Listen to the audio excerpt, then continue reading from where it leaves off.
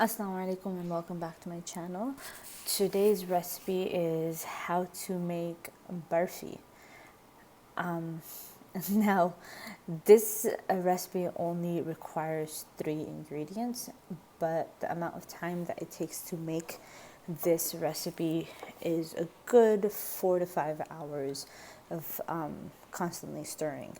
So I used around a gallon of milk and green cardamoms. Now what you're going to do is you're going to take a wide pot, make sure it's a non-stick pot, and you're going to put in your milk. I only put in half a gallon because my pot wasn't too big, so I used half a gallon, and when most of it was evaporated, I ended up adding the other half in. Now what you're going to do is you're going to take your half gallon of milk, put it into a pot, and you're going to put it at medium to high heat with 4 cardamom pods in. Make sure to crack the cardamom pods before putting them in. The other 2 ingredients that you will be needing for this recipe is half and half milk and sugar, but the sugar does not come into the recipe until you are almost done making it. If you look at it, the recipe is very simple. All you have to do is just let the milk continue to boil and evaporate and let it basically change color and thicken, but you have to continuously stir it. So I would recommend using a spatula, a rubber spatula instead of a wooden one, because if it gets stuck to the bottom, we don't want that in our barfi.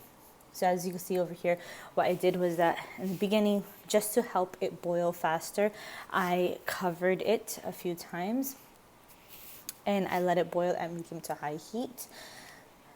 And you're just going to let it cook and stir every 15 to 20 minutes or so. And as you can see over here, what happened was that I let it sit for a little bit more than 20 minutes and it kind of got stuck to the bottom. So I just used a wider sieve to take all of that out. Make sure not to take any of the cardamom pods out. Leave that in. And you're just going to continuously stir every 15 minutes or so.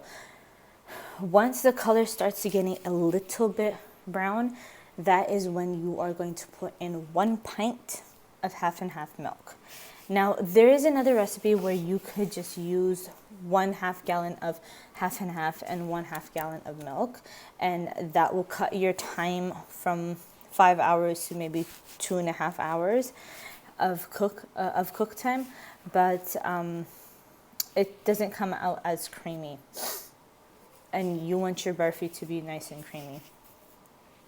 Anyways, so you're gonna keep stirring it, and what I did was that I did do some high heat spurts. So I would put it on a higher heat and I will just stand there for 5 to 10 minutes and continuously stirring it back and forth. And this actually helped in a way where it would help it get thicker. And I would, right after I would be done with the 10 minutes of stirring it on high heat, I'll put it at medium to low heat and just let it sit for a little bit and then come back to it every 15 minutes. Now as you can see, my milk is getting thick and curdly. So if it starts clotting, it's fine. As long as once you start seeing it clot too much, then you want to stand there and continuously stir. While I was the last hour and a half, I did stand there continuously making sure that it didn't clot too much. And I did the same thing where I'll put it on high heat for a little bit and continuously stir, and then put it back at medium to low heat and just stir every few seconds. Now as you can see, the milk is mostly evaporating and it is turning a darker brown color. At this point, you want to basically get your tray ready so that once it turns into a dough-like form, that is when we're going to start taking it out. So once it gets to a wet dough form, you're going to put in your sugar. I only put in 1 cup of sugar because I didn't want it to be too sweet, but you should put in around 1.5 cups of sugar. And as you can see, once I put the sugar in, the sugar melted, so it started getting a little bit wet again. It's fine if this happens. It's supposed to happen. You're just going to continuously cook it until it goes back into that wet dough form. And we're going to keep cooking it until we get the right dough form. So it's going to look like pizza dough, but pretty dark pizza dough. Now you want to use a heat resistant tray. So you can either use a foil tray, a glass tray, anything that is heat resistant. And it's because your barfi is going to come out very, very hot. Now I used a Pyrex a serving tray for this, the Pyrex glass container. And I thought I would only need one, but I did end up using 2. So you just make sure that you grease it up, make sure it is coated with some oil on the sides, at the bottom, everywhere, so that once it cools down and it takes form, we could easily take it out of the container. And as you can see, it was constant stirring, and at this point you cannot let it go for even 1 second, because then it would start getting a crust, and we don't want that to happen. We want it to be a nice dough. And having a rubber spatula helped a lot because it would not let it stick to the bottom. Now as you can see, I'm just flipping it over to see if it's the right consistency. Now it looks a lot like a dough, and that's what we're going for. At this point, you are going to take it out and put it into your tray. At this point, make sure that your heat is off, and then you're just going to put it into your Pyrex bowl, Pyrex tray, or whichever tray you're planning on putting it in. Once you put it in, you are going to pat it down so it is basically leveled and to the right thickness.